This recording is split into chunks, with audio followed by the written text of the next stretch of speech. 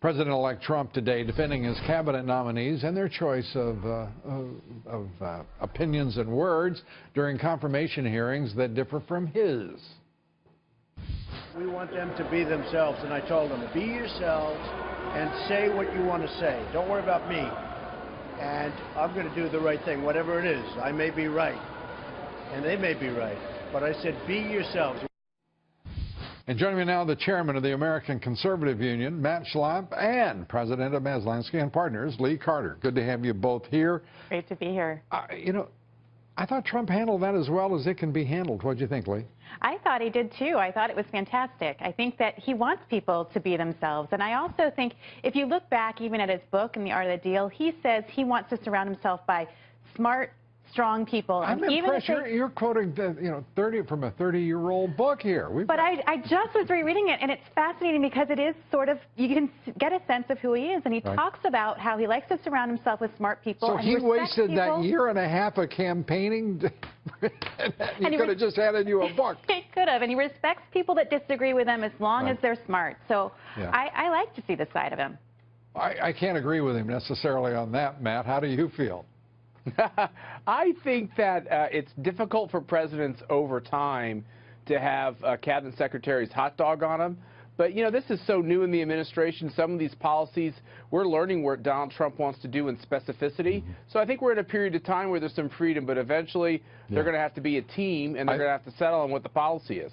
I thought Mattis moved really close to the line at one point where he was talking the United States has to follow agreements, talking about the Iranian deal, which his boss, our boss, the president-elect, had pointed out is the worst deal ever constructed, and it is against the interests of the United States. Mattis, I thought, misspoke when he said that any deal like that has to be honored, when in fact our own Congress does not have yet. They haven't seen the side letter agreements in it. I mean, it's a preposterous agreement, and I think Donald Trump is exactly right. It's got. This is where a general has to get used to the fact that they don't have the epaulets on anymore, and you know, when you are a civilian member of the cabinet, you got to take on these laws that you disagree with. It's part of the process. Yeah, and the national interest is first come hell or high water, as Donald Trump has reminded the nation. This is a difficult time, I think, for some of those folks. Jeff Sessions, I think, has handled himself absolutely perfectly. A gentleman, straightforward, and to watch the left trot out John Lewis and exploit him, Cory Booker's go after him, go after Sessions without anything to say. I mean, they've got people playing the fool here. I was really, frankly, disappointed, especially in Senator Cory Booker. I feel like he has always tried to rise above a lot of this, and I felt like if he was going to engage in this kind of a testimony, he was really going to go after him, he should have had some meat to the bones. There was nothing there, and it was shocking, and I think it was really disappointing for him. Matt, your thoughts?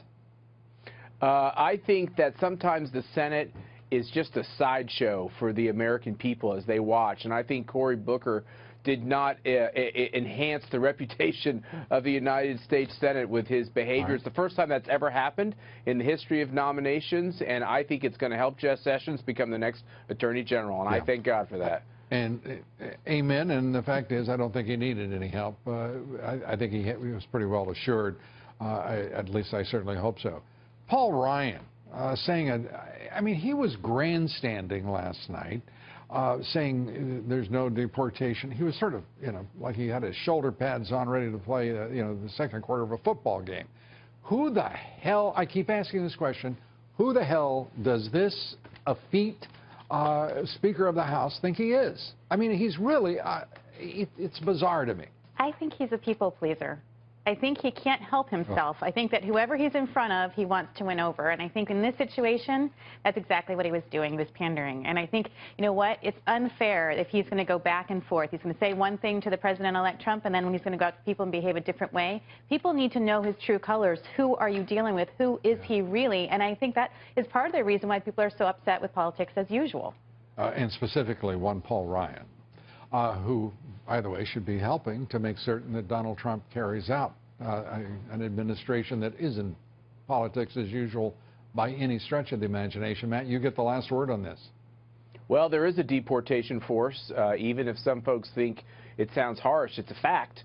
And the fact is every day, even Obama has been deporting people. And the fact that we would think that that's anything but proper shows you that there's still some understanding to be done from the message of the election of 2016.